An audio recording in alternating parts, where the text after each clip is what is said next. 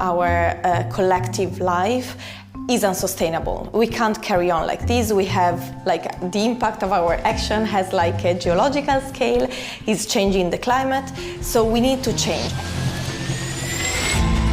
Future Materials Encounters, live podcast from the Dutch Design Week.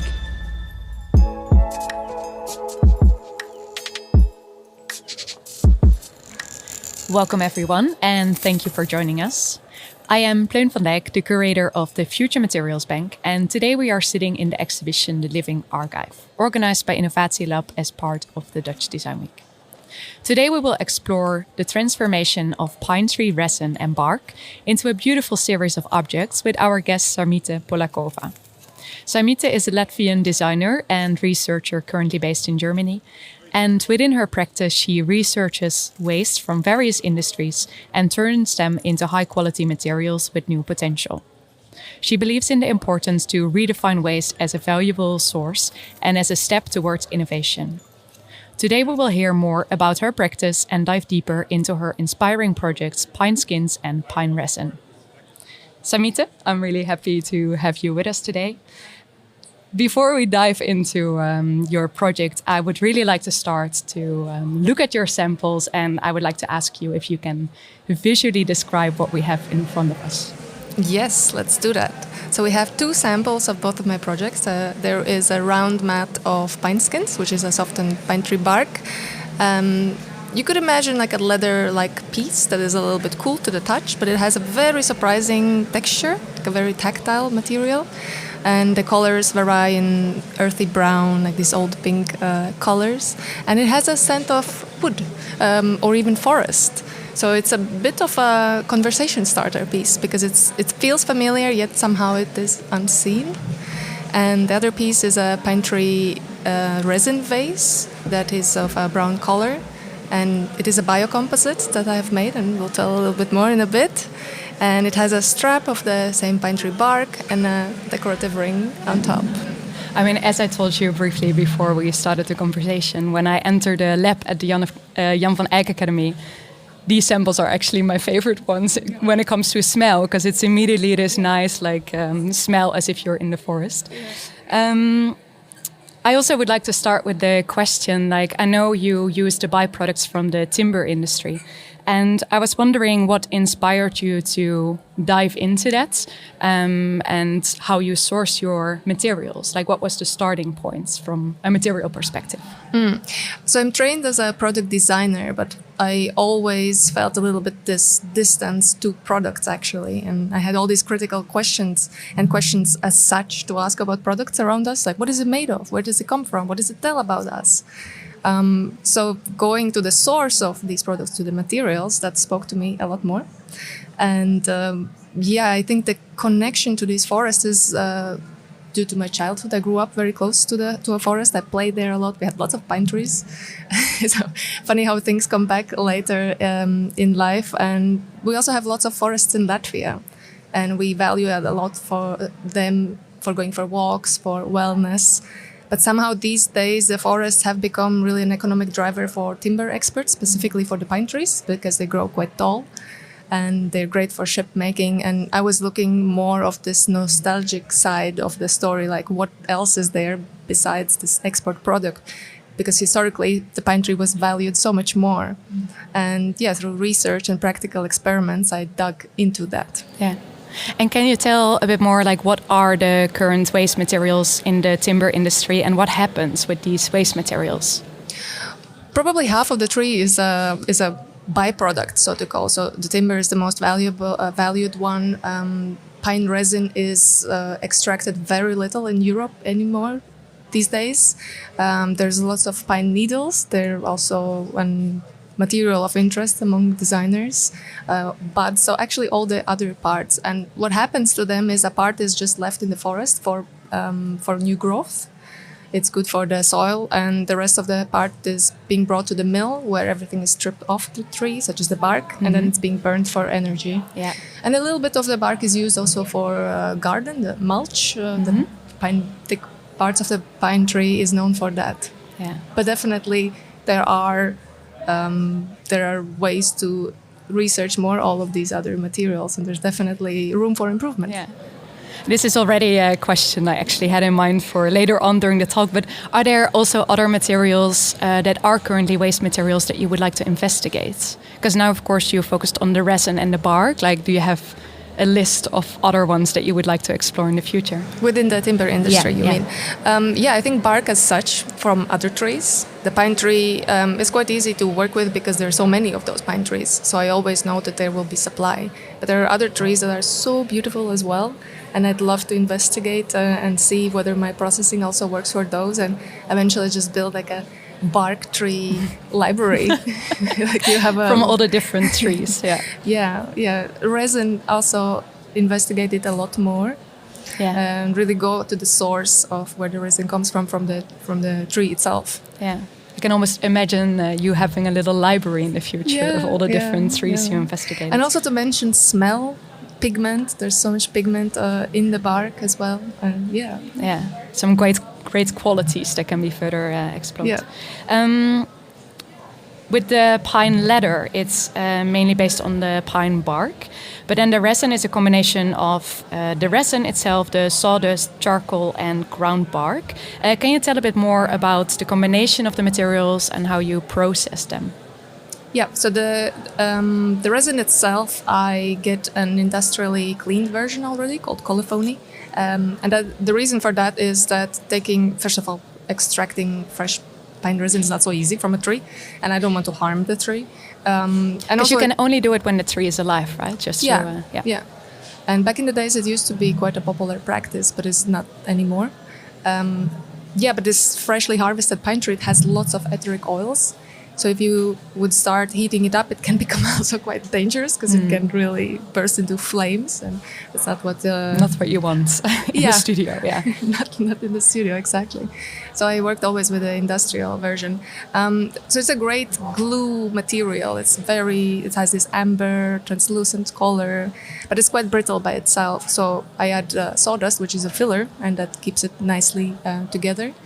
But that makes like a color that I was not as satisfied. So I added the ground bark as another finer pigment and filler as well. And it's very interesting to play with these pigments because I've been also adding eggshell powder. It works really well. Other kinds of woods. So play and also charcoal, right? It also comes from the same source, and all of them give these earthy, interesting pigments. Yeah, it's interesting that you can combine the different materials or ingredients, I should say. Yeah, sometimes I feel like it into something new. Yeah, it feels like putting the pine tree back together from all these That's different a really parts. nice way of looking at it. In the end, it looks into like something completely else. Yeah, it's a broader, different shape, I would say. With future materials, we of course call it future materials, but what is often the case is that it's also about investigating again like ancient crafts and techniques, and it's often about going back in time in order to take a step into the future. And I was wondering, with the techniques you used, like did you use it on any ancient techniques, or is it really like new things you developed that you couldn't base on like knowledge that was already out there? It's definitely researching the ancient techniques, both for the bark and for the resin, both in very different ways. When it comes to bark, I looked into the Sami culture that consumed the inner part of the pine tree bark in periods where it was extremely cold, so they couldn't grow anything. And by consumed, you mean like they were eating it? Yeah. So they would harvest the bark, they would dry it, grind it to flour, make bread out of it.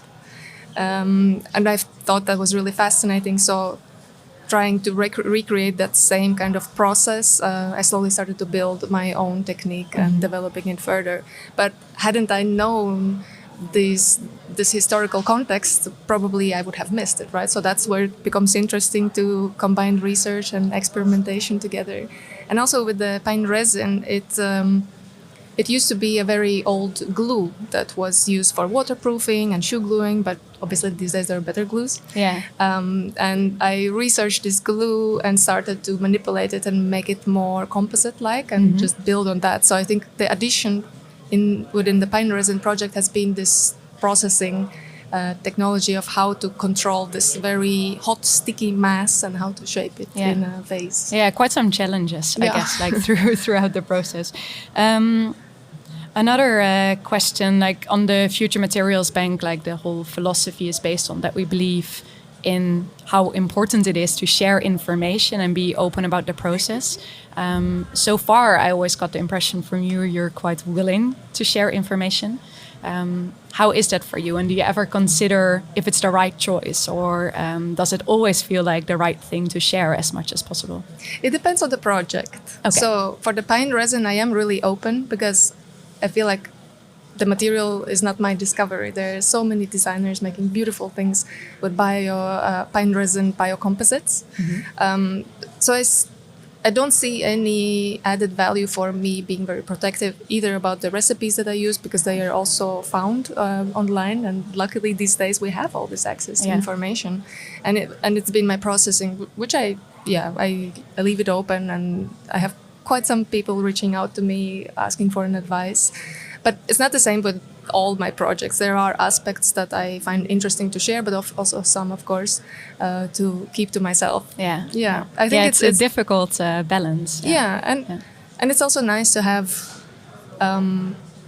for somebody who's maybe looking ways to start working with bark, it's also nice to keep some of the aspects still closed, because for the person to discover, because I'm sure that the research will also bring them somewhere unexpected. Does it also work the other way around, that sometimes people asked you to share information and afterwards they got back to you with some results that then inspired you again? Or it did not happen yet? Because everyone digests these findings through themselves, right? So that becomes something new that I hadn't thought of. It also must be fun to see how people use it in different ways. Another very important aspect of your work is that you have the idea that when a buyer buys one of your objects, that they own the material rather than the shape in which it comes. I find it a very interesting philosophy, and I would like to ask you if you can tell a bit more like how that philosophy evolved and how you try to bring that into practice. Yeah, it was my constant struggle with the PineResin material. I mentioned to you this. When you heat up all these ingredients together, it becomes this very hot and sticky mass. And I had lots of failure, try and error and fail until something started to work. And especially with the PineResin, because it's this beautiful, brittle material that somehow you just want to use it for everything. But oh no, it broke, and oh no, it was left in the sun and it melted a little bit. So there came a point where I realized that only I have a problem with this aspect of the PineResin, of it being so brittle and heat sensitive. Mm-hmm. And the material doesn't have any problem with that. It's just perfect the way it is. And more like in the sense that it became a problem in the use you had in mind, or like the object you wanted the material to be forced into. Exactly. And I think that's what we very often do as designers. We force the materials into something. So I started to think of a scenario, how could it work if I just go with it, with the material, being able to, first of all, remelt, and being remelted and remade over time many, many times. So I don't have any waste materials in my studio, but so what about if I give it to the client as well, and eventually he doesn't produce any waste products when the vase breaks? It's the material is still fine. It's just the function that broke. What happens then? Like, can they send it back to you, or do you give instructions on how they can turn it into another object? I do provide them the information to how they can send it back to me. So far, none of them have come back, which is a good sign. A good sign. Yeah, good. But I was also really looking forward to have this dialogue of further. It's true. Okay, it makes sense. What would you like to have it? What else would you like to have from it? But it becomes an interesting dialogue. We're getting close to the end of this conversation, and as a last question, I was wondering if there is or do you have a personal reflection on the project and the ways in which you used the materials, or things you discovered, or a last thought you would like to share with our listeners? I would say trust in the process, because the process really brings you so far. I think because one of my favorite moments within the pine tree bark project has been because I basically started with small samples, just 3 times 3 centimeters. And I found a tree cutter who was willing to let me in his work of tree cutting and in parallel harvest the bark. And while he was still very skeptic of me in the beginning, like, what is this girl doing with this bark? And over time, I developed this technology, and I could take a whole tree bark from a whole tree in one piece. And that was a moment where also he looked at me and he was like, wow, this is going somewhere, you know? So I think it's really just keeping on working on the material, on the idea, and eventually it just comes all together. And accept that it might break sometimes and you have to redo it. And Yes. even when it's finished, it's then maybe not Yes. finished because they send it back to you and you have to redo it. Yeah, and hey, there is no perfect material for us Yeah. humans. I think every material is already perfect the way it is. It's just for us to be able to see it and to accept it as such. Yeah, it's interesting how you try to create a new relationship between user and objects. Yeah. Sarmīte, I want to really thank you for your lovely insights and of course also for sharing these beautiful samples with us. If you want to know more about the project, please look at futurematerialsbank.com, where you can read more about your work and dive deeper into it. I wish you all a wonderful day. Thank you.